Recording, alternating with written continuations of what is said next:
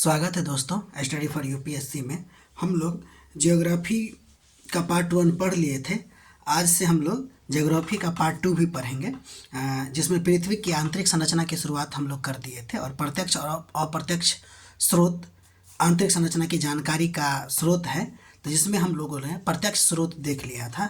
आज से हम लोग अप्रत्यक्ष स्रोत देखेंगे इस वीडियो में, ठीक है। देखिए, तो अगर हम इसके अप्रत्यक्ष स्रोत की बात करें तो इसका मतलब क्या है कि इसके अंतर्गत हम क्या करते हैं, भूगर्भ से संबंधित जो अनुमान है ना, उस अनुमान को का सहारा लिया जाता है, ठीक है। और इसमें क्या क्या शामिल होंगे, तो बहुत सारा चीज़ शामिल होगा, जिसमें हम लोग जैसे कि दाब, ताप, घनत्व, ये सब शामिल होंगे। तो पहला चीज़ हम लोग पढ़ने जा रहे हैं अभी, तापमान संबंधित साक्ष्य। कि पृथ्वी के अंदर आप जानते हैं कि जब आप गहराई में जाइएगा यानी कि केंद्र की तरफ जाइएगा तो तापमान में वृद्धि होती है। तो इस सब के बारे में हम लोग देखेंगे और उससे हम लोग आइडिया निकालेंगे कि क्या पता चलती है, ठीक है। तो देखिए, जब पृथ्वी की सतह से गहराई की ओर यानी कि केंद्र की ओर आप जाइएगा तो आप देखिएगा कि गहराई में वृद्धि के साथ साथ तापमान में भी वृद्धि होती है, ठीक है। इसमें कोई डाउट नहीं। पहला पॉइंट आपका यही होना चाहिए तापमान संबंधी साक्ष्य में कि जब आप लोग अर्थ से नीचे की तरफ यानी कि पृथ्वी की सतह से नीचे केंद्र की ओर जाइएगा तो तापमान में वृद्धि होगी, ठीक है। तो भाई, तापमान में वृद्धि हो रही है तो इसका कारण यानी कि तापमान में वृद्धि क्यों हो रही, पहली बात तो हम लोग ये देखेंगे।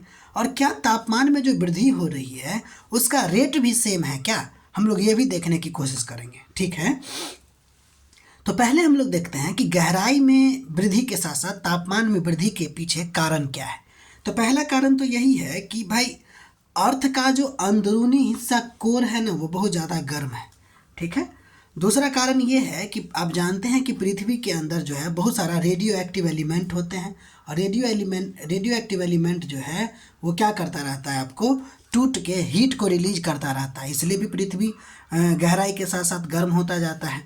इसके अलावा आप ये भी बात जानते हैं कि जैसे जैसे गहराई में वृद्धि होगी प्रेशर भी बढ़ता है और अगर प्रेशर बढ़ेगा तो मॉलिक्यूल यानी कि मटेरियल का जो मॉलिक्यूल है वो बहुत ज़्यादा कंप्रेस हो जाएंगे, यानी कि ज़्यादा आपको नज़दीक नज़दीक आ जाएगा, कंप्रेस हो जाएगा। इस कंप्रेशन की वजह से काइनेटिक एनर्जी बढ़ जाती है और काइनेटिक एनर्जी बढ़ने से हम लोग कहेंगे टेम्परेचर बढ़ जाता है। तो एक तो अंदरूनी हिस्सा बहुत ज़्यादा गर्म है, रेडियो एक्टिव एलिमेंट की उपस्थिति है और प्रेशर भी ज़्यादा हो रहा है, जिसके वजह से टेम्परेचर बहुत ज़्यादा बढ़ रहा है। अच्छा देखिए, इसमें क्या हमने बाहर से कोई मतलब कि हीट एक्सचेंज किया है क्या, नहीं किया है ना, ये अपने आप हो रहा है ना, कॉन्ट्रैक्शन या फिर कहे तो रिलैक्सेशन की वजह से। तो इस तरह से हीट का बढ़ना, टेम्परेचर का बढ़ना एडियाबैटिक हीटिंग कहते हैं, ठीक है। चलिए अब हम लोग आगे बढ़ते हैं और देखते हैं अगला नंबर, क्यों पृथ्वी मतलब अंदर गहराई पे जाने से तापमान बढ़ती है। तो एक और कारण ये है कि हम लोग जानते हैं कि पृथ्वी का निर्माण कैसे हुआ है और निर्माण के समय में हुआ था कि आपको ये हीट जनरेट हुआ था और वो अभी भी आज तक यानी कि फंसा हुआ है हीट, ठीक है ना, जो अब धीरे धीरे बाहर की ओर फ्लो कर रहा है, इसके वजह से आपको गर्म है। तो आप बताने की कोशिश कीजिएगा कि भाई, अर्थ में गहराई की तरफ जाने पे, अर्थ में सरफेस से गहराई की तरफ जाने पे तापमान बढ़ती है, ये बात तो हम जानते थे।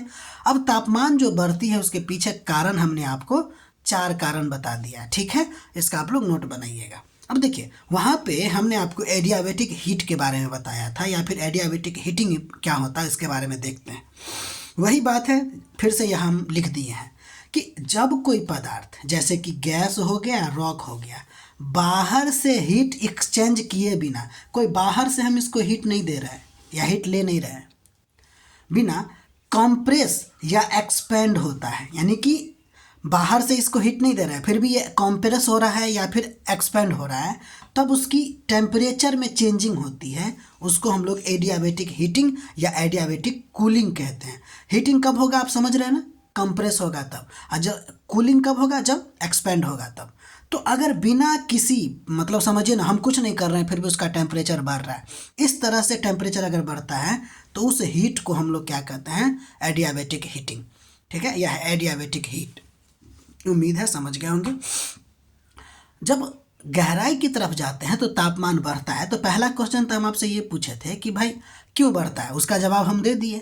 अब दूसरा बात यह है कि क्या गहराई में बढ़ने के साथ साथ तापमान बढ़ने का रेट भी सेम होता है क्या, तो इसका जवाब क्या होगा, अब उसका जवाब ढूंढते हैं। ठीक है, तो देखिए, अगर आप भूगर्भ से केंद्र की गहराई की तरफ जाइएगा तो तापमान में जो वृद्धि होता है ना, उसका दर देखा जाता है 32 मीटर पर 1 डिग्री सेल्सियस तापमान बढ़ जाता है।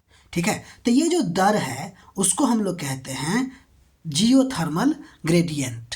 क्या कहते हैं? Geothermal gradient. कहेगा जियोथर्मल ग्रेडियंट क्या होता है, तो आप देखिए, पृथ्वी के अंदर जाने से टेम्परेचर कितनी दर से बढ़ती है उसी को हम लोग भूतापीय प्रवणता या जियोथर्मल जियोथर्मल ग्रेडियंट कहते हैं।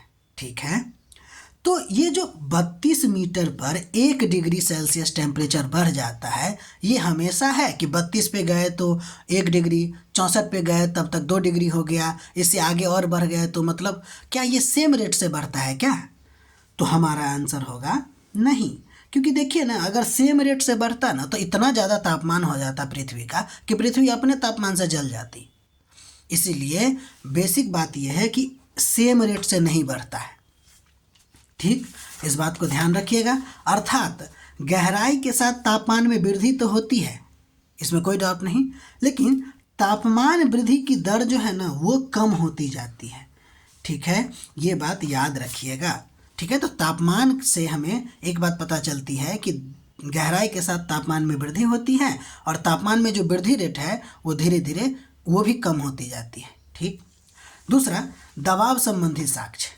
दबाव संबंधी साक्ष्य से हमको क्या पता चलता है, तो देखिए, पहली बात तो ये समझ लीजिए कि पृथ्वी के अंदर जितनी गहराई बढ़ती है ऊपर की सारी रॉक और सॉइल का वेटेज क्या होता है, नीचे के लेयर पर पड़ता है, जिसके वजह से क्या होगा, स्वाभाविक सी बात है, टेम्परेचर बढ़ेगा, प्रेशर बढ़ेगा। ठीक है, इसका मतलब क्या हुआ कि गहराई जो है वो डायरेक्टली प्रोपोर्शनल किसका होता है, प्रेशर का। गहराई बढ़ेगी तो प्रेशर बढ़ेगा। ठीक है, वहाँ भी हम लोग देखे थे, गहराई बढ़ रही थी तो टेम्परेचर भी बढ़ रहा है। अब ये कन्फ्यूजन क्रिएट कर रहा है, कैसे? सो देखिए, इस बात को समझिए कि क्या ये दोनों तो हम लोग पढ़ लिए, तापमान और दबाव, तो क्या हम ये अर्थ निकाले कि चट्टान पिघली है क्या पृथ्वी के अंदर, या चट्टान कठोर है? क्या अंदाज़ा निकलेगा? क्योंकि हम जानते हैं कि गहराई में वृद्धि के साथ साथ तापमान में वृद्धि होती है, तो चट्टान को क्या होना चाहिए, पिघला हुआ होना चाहिए अंदर के तरफ, क्योंकि साक्ष्य तो यही कहता है कि गहराई में वृद्धि के साथ साथ तापमान में वृद्धि होती है, दर भले ही कम हो लेकिन ये जो चट्टान है वो क्या होगा, पिघला हुआ होना चाहिए कि नहीं। अब इसके उलट देखिए कि अगर हम लोग जानते हैं कि गहराई में वृद्धि के साथ साथ प्रेशर भी बढ़ता है, और अगर प्रेशर बढ़ता है तो रॉक कंपैक्ट हो जाएंगे ना, कंप्रेस हो जाएगा ना, कंप्रेस हो जाएगा, इसका मतलब है कि उसका पार्टिकल जो है बहुत ज़्यादा नज़दीक आ जाएगा, इसका मतलब वो ठोस हो जाना चाहिए।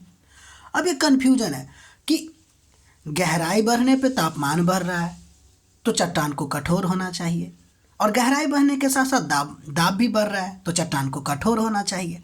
तो क्या है आखिर, चट्टान कठोर है या फिर कहे तो चट्टान पिघला हुआ है, क्या है? तो इसका आइडिया हम लोग लगाते हैं अब। ठीक, तो देखिए, अतः अगर हम भूगर्भ के चट्टान की अवस्था की बात करें तो ये हम तापमान और दबाव की तुलना करके लगा सकते हैं। ठीक है, तो दबाव और तापमान दोनों को अगर हम तुलना करें तो उससे हम आइडिया लगा सकते हैं कि पृथ्वी के अंदर का जो है पदार्थ या फिर बोले तो रॉक कैसा होगा। देखिए, अगर प्रेशर ज़्यादा होगा और टेम्परेचर कम हुआ तो हम जानते हैं कि ठोस को चट्टान को कैसा होना चाहिए, ठोस अवस्था में होना चाहिए। इस बात को ध्यान रखिएगा। अगर प्रेशर बहुत ज़्यादा हुआ और टेम्परेचर कम हुआ तो टेम्परेचर का इफेक्ट नहीं पड़ता, ठोस अवस्था में चट्टान होगी।